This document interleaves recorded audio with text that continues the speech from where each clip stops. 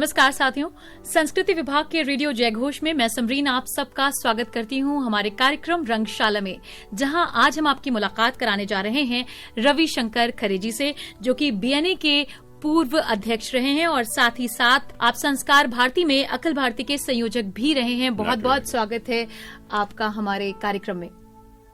आपने मुझे बुलाया समरीन, बहुत अच्छा लगा मुझे जी। ये मौका दिया आपने मुझे अपने आप को फिर से जानने का और आपको बताने का, जिसके माध्यम से आप और लोगों को बताएंगी मेरे बारे में या मैं क्यों जुड़ा हूँ नाट्य विधा से जी।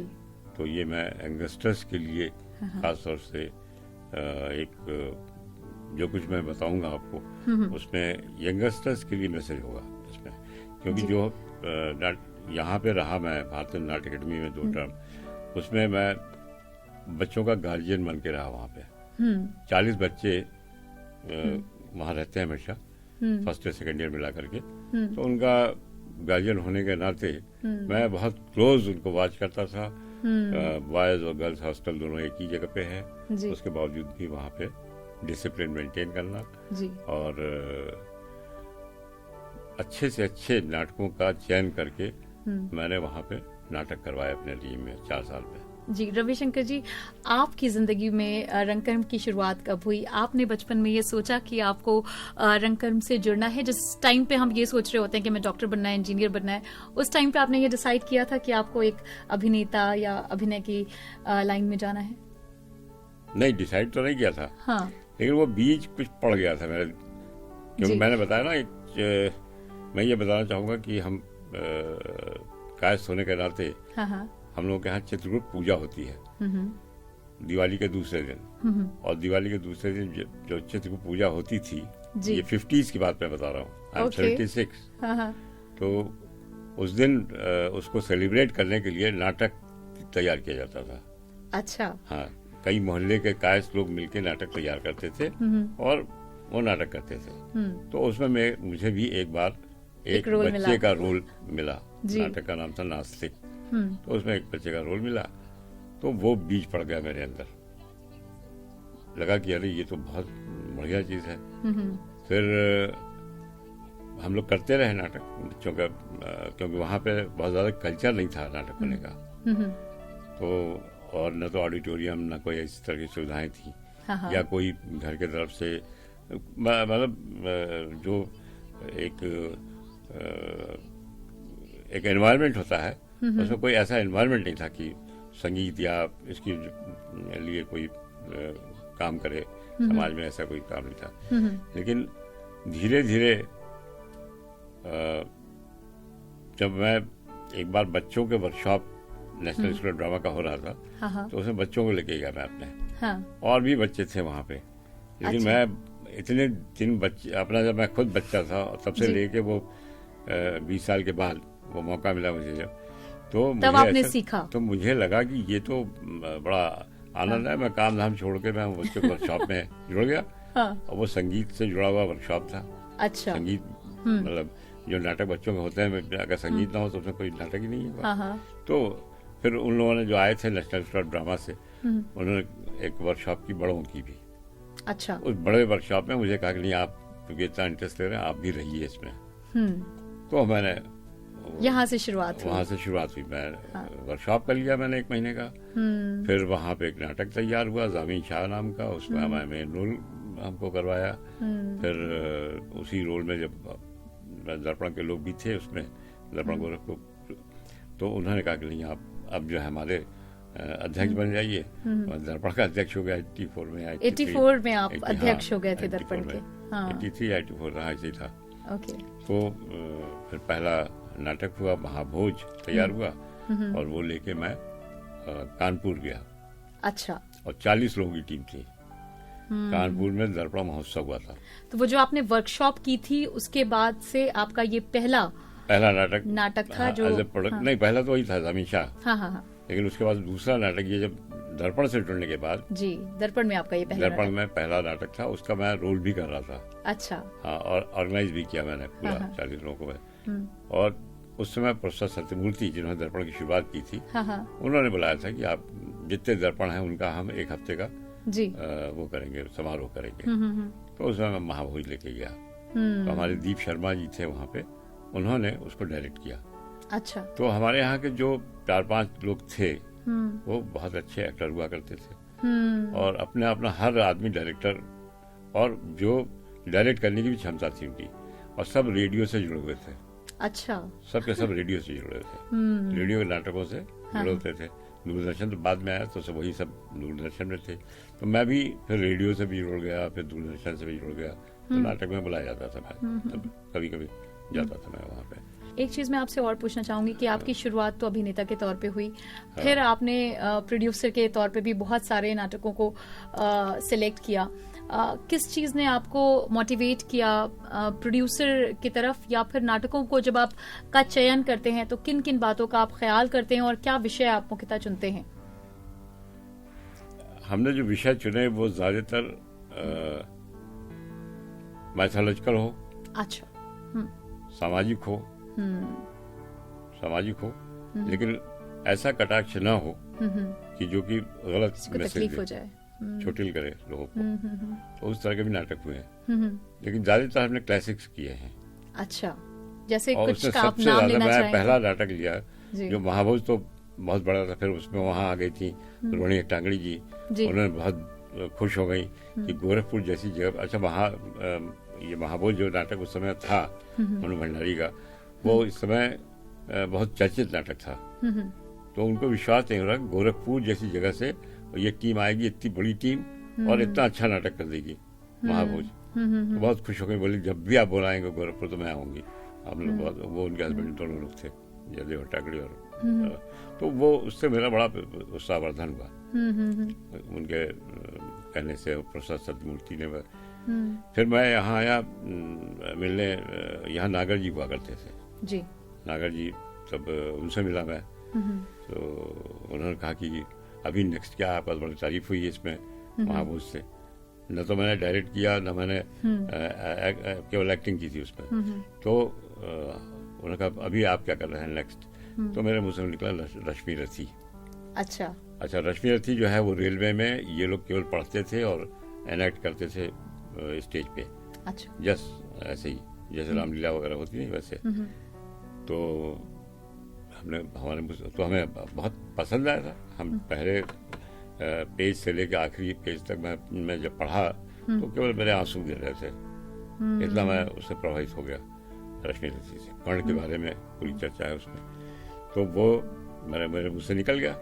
बोले अरे अब तो आप ऐसा कि प्रथम राज्य नाट्य महोत्सव मैं कर रहा हूँ और मैं आपका ये लिख लेता हूँ कि आप रश्मि रथी लेके आएंगे। नागा जी ने कहा। मैंने कहा अच्छा ठीक है।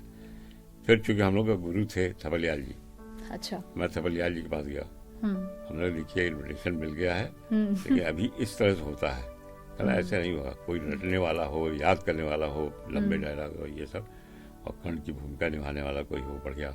तो कर्ण है, कृष्ण है। फिर मैंने मीटिंग बुलाई, आपने कहा भाई भगवान दीप शर्मा एक्टर कम डायरेक्टर सब कुछ थे, वो बहुत हैंडसम पर्सनालिटी उनकी। उन्होंने कहा मैं रखूँगा पूरा तैयार किया। और जो अनिल मेहरोत्रा हैं इन्होंने उस रश्मि रथी काव्य ग्रंथ को अनिल मेहरोत्रा जी ने इसको नाट्य फॉर्म में किया। और कितना वक्त लगा इसे तैयार करने में? लगा 1.5-2 महीने लगे। 1.5-2 महीने? हाँ, 1.5-2 महीने मिल गए, क्योंकि म्यूजिकल था पूरा। अच्छा। और पहला शो मैंने यहाँ किया राजनाट महोत्सव में। क्या बात है। और बहुत गर्व के से मैं कह सकता हूँ कि पेपर ने निकाला कि राज्य नाट्य महोत्सव की उपलब्धि रश्मि रथी। और यही वहाँ हुआ दिल्ली में। दिल्ली में भी रश्मि रथी लेके जब मैं गया तो वहाँ भी यही दर्पण महोत्सव था। अच्छा। और साहित्य कला परिषद ने कराया था। तो 5 दिन का था वहाँ पे। वहाँ भी ऐसे ही हुआ, क्योंकि एकदम नई चीज थी ना, काव्य ग्रंथ को लेकर के और नाटक करना और उस तरह से। बहुत सुंदर। तो वो उससे भी हौसला बढ़ा। उसके मैंने अभी तक 50 शोज कर लिए। और वो भी 2 मतलब जो हमारे पहले वाले थे वो बूढ़े हो गए। दूसरे लड़के को तैयार किया मैंने। अच्छा। दूसरे लड़के को तैयार किया और फिर अभी लेके तो उसको मैं ओलंपियाड तक में कराया बॉम्बे। ये नेशनल स्कूल ऑफ ड्रामा ने 8वां ओलंपियाड जो है इंडिया में जब हुआ तो हमारा प्ले बॉम्बे में करवाया। तो उससे बहुत, तो इस तरह से हमने फिर कोणार्क जैसा बहुत डिफिकल्ट सब्जेक्ट था और स्टेज पे करना बहुत मुश्किल था, वो कराया। फिर अंधा युग वो भी इसी तरह से। तो इसी तरह यही वही एक सामाजिक नाटक था, वो भी कराया। फिर एक वर्कशॉप कराया मैंने नेशनल स्कूल ऑफ ड्रामा से और संस्कार भारती मिला करके। तो उसमें चितरंजन त्रिपाठी उसके वो थे मेन, तो गोरखपुर में करवाया चूंकि मैंने उसको। तो वो म्यूजिक के बहुत अच्छे एक्सपोनेंट हैं जी, चितरंजन त्रिपाठी जी। तो नेशनल स्कूल ऑफ ड्रामा से हैं वो, आजकल बहुत सारी फिल्मों में भी आते हैं वो। तो उनको दिया मैंने बीपी सिन्हा जी का लिखा हुआ सम्राट अशोक। अच्छा। तो सम्राट अशोक मेरी बहुत पसंदीदा सब्जेक्ट था और बहुत पसंदीदा लिखा गया है वो। तो वो उन्होंने बहुत म्यूजिकल बना दिया उसको और बढ़ गया। तो उसके भी हमारे करीब 30-35 शोज हो चुके हैं सम्राट अशोक। क्या बात है। अशोक बदलते गए उसमें जी, लेकिन शो चलता रहा मेरा। और आपके शो आगे भी चलते रहे। लेकिन फिलहाल लेंगे हम छोटा सा विराम, कहीं मत जाइएगा, बिकॉज हमारे साथ इस वक्त मौजूद हैं रवि शंकर खरे जी, जो कि रंगमंच से न सिर्फ जुड़े रहे हैं बल्कि अगर कहा जाए कि रंगमंच के महारथी हैं तो इसमें कोई अतिशयोक्ति नहीं होगी। लेंगे एक छोटा सा विराम, कहीं मत जाइएगा।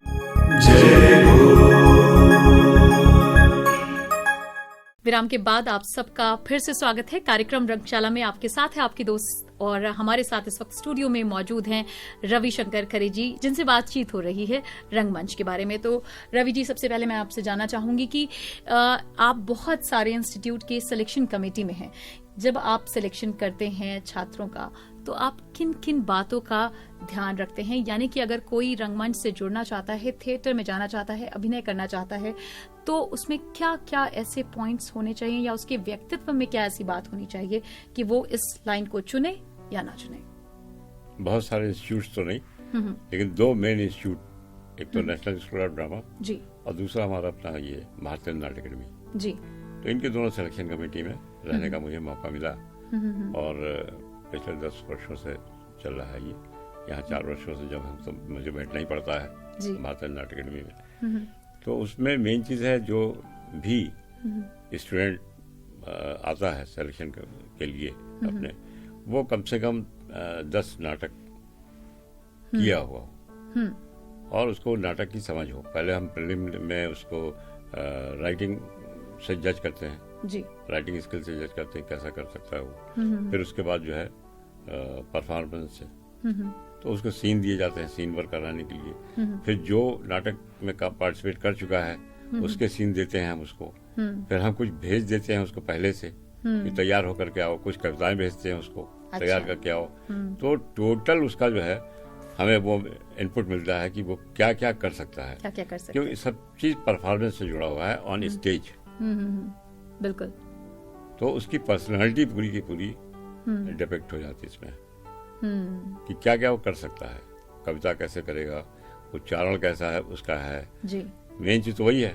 हाँ, डायलॉग डिलीवर डिलीवरी कैसे करिए, मॉड्यूलेशन कैसा है, बॉडी लैंग्वेज कैसी है, यानी कि आप देखते हैं कि उसमें बीज है कि जो वृक्ष बनेगा आगे। हाँ, क्योंकि ग्लैमर के तरफ से होके आते हैं सब, वो ग्लैमर की यहाँ एक स्टेपिंग स्टोन बनाते हैं वो नाटक ये शूट को, तुरंत वो सीरियल या कहीं वहाँ बम्बई चले जाएंगे, भले वहाँ कुछ न मिले उनको, लेकिन उनका लक्ष्य वही है बम्बई जाने का।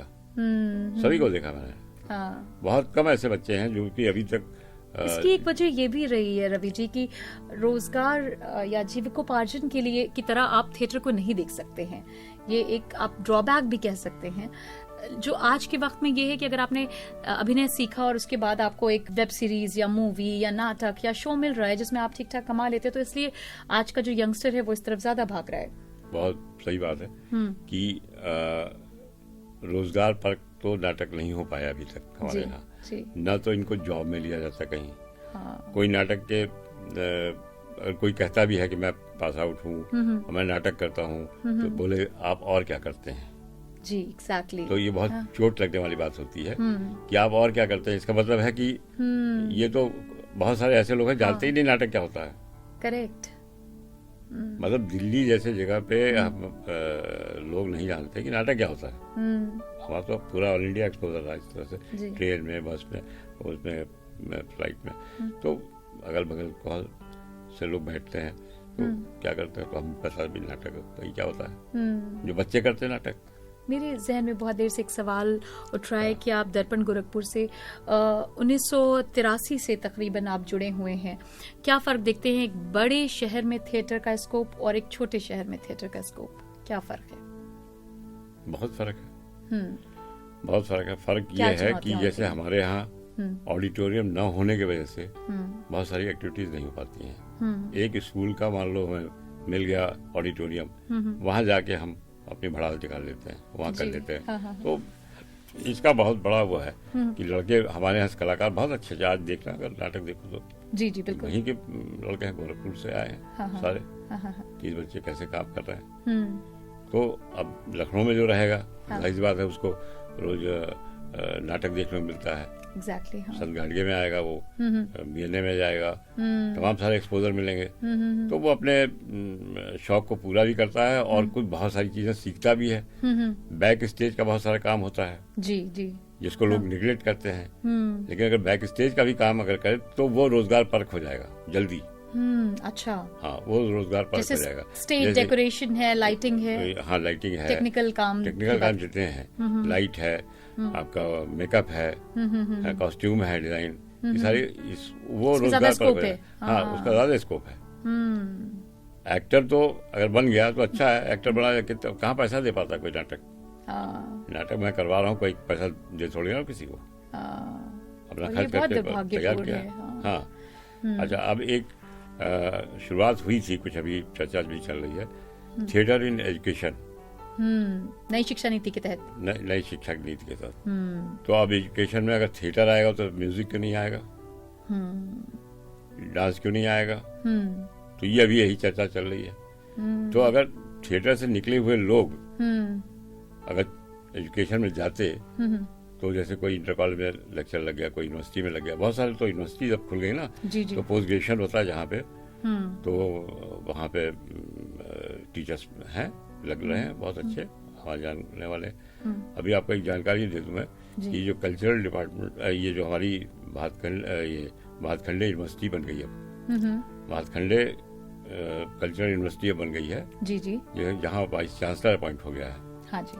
तो हमारी जो अभी वाइस चांसलर आई हैं, डॉक्टर मांडवी जी, तो वो पहले खैरागढ़ में थी वाइस चांसलर, अब यहाँ आ गई हैं। पूर्णिमा जी भी थे पहले वहाँ पे वाइस चांसलर थी। पूर्णिमा जी जो यहाँ की अध्यक्षा रही हैं संगीत नाटक अकेडमी की। तो अब जो है जितने एकेडमीज हैं, भारतीय नाट्य अकेडमी, भातखंडे संगीत नाटक अकेडमी, और आपका ये जो ललित कला अकेडमी, ये सारे के सारे वो यूनिवर्सिटी के अंडर में आएगा। तो सबसे अच्छी बात ये हुई है कि जो बच्चे हैं अभी तक डिप्लोमा लेकर निकलते थे, अब वो मास्टर डिग्री का डिग्री वो लेके जाएंगे, पोस्ट ग्रेजुएट डिग्री का सर्टिफिकेट लेके जाएंगे, डिग्री लेके जाएंगे। अब उनको एमए की डिग्री मिलेगी। तो वो एमए की डिग्री मिलने के बाद जो है they can go for PhD. उनका अपॉइंटमेंट यूनिवर्सिटी में हो सकता है, उनका अपॉइंटमेंट कहीं कॉलेज में हो सकता है। लेकिन अभी तक वो एक तरह से निगलेक्टेड वो है पूरा का पूरा। अच्छा। निकलते हैं, उनको कुछ पता नहीं कि हमें करना क्या है। मैं बहुत जगह गया, बाहर भी लोग तो यही कहते कि सर आप तो वहाँ हैं, लोग निकल के करते क्या है। बड़ा तरस आता है। जाने से पहले जो लोग रंगमंच से जुड़ना चाहते हैं या फिर अभी उनकी जिंदगी में, उनके करियर में शुरुआत है रंगमंच की, उनको आप क्या सलाह देना चाहेंगे? उनको यही सलाह देंगे कि हम रंगमंच में अगर आते हैं जी, तो केवल फिल्मों की तरफ ना देखें। वो किसी भी जगह काम करते हों और फिर भी नाटक कर रहे हैं और कुछ भी कर रहे हैं, स्टूडेंट्स भी हैं, तो उनका जो पर्सनालिटी ग्रूमिंग होती है, पर्सनालिटी डेवलपमेंट जो होता है, वो उनको अपने जगह काम करने वालों से भी अलग रखेगा। करेक्ट। वो अलग दिखेगा। ये उसका बहुत बड़ा डेवलपमेंट है। और कैसे नौकरी मिल जाए तो बहुत अच्छी बात है नाटक में उसका, क्योंकि अगर नाटक केवल नाटक करने के लिए बनाया जाए और प्रोफेशनलिज्म जिसको कहते हैं, तो प्रोफेशनल होने का मतलब ये नहीं है कि उसको प्रोफेशनल बना दिया नाटक को सारा का सारा। अभी कर भी रहे हैं, काफी लोग कर रहे हैं, जो यहाँ नाटक हुए हैं सारे प्रोफेशनल लोग ही कर रहे हैं उसको। लेकिन प्रोफेशनल के तरह से काम करना वो ज्यादा इम्पोर्टेंट है। वो ज्यादा इम्पोर्टेंट है। हाँ, प्रोफेशनल के तरह से काम करना। बिल्कुल। तो यही मैं कहना चाहूंगा कि जहाँ लगो अपना काम करो, बढ़िया से। साथियों, आपने सुना रविशंकर जी को, जिनका कहना है कि आप अगर रंगमंच से जुड़ना चाहते हैं, इसमें आना चाहते हैं, तो प्रोफेशनल रहिए और साथ ही साथ ये आपको सिर्फ अभिनय, निर्देशन या फिर और रंगमंच के आयाम ही नहीं सिखाता, बल्कि आपकी शख्सियत को भी निखारता है। एक इंसान के तौर पे आपको और बेहतर इंसान बनाता है। हमारी यही कोशिश होती है इन कार्यक्रमों के माध्यम से कि हम आपको रंगकर्म से और रंगमंच के उन व्यक्तित्व से और शख्सियत से मिलाएं जिनसे आपकी जिंदगी में, आपके विचारों में कुछ बदलाव आए। इस कार्यक्रम को हम यहीं पर विराम देते हैं। अगले अंक में किसी अन्य मेहमान के साथ हम आपकी फिर से मुलाकात कराएंगे। आप देखते और सुनते रहिए रेडियो जय घोष। और मैं रवि जी, बहुत आभार व्यक्त करता हूँ और धन्यवाद देता हूँ कि आपने मुझे बुलाया यहाँ पे। जी, बहुत बहुत शुक्रिया। आप भी हमारे साथ आए, हमें अपना कीमती वक्त दिया इसके लिए। जय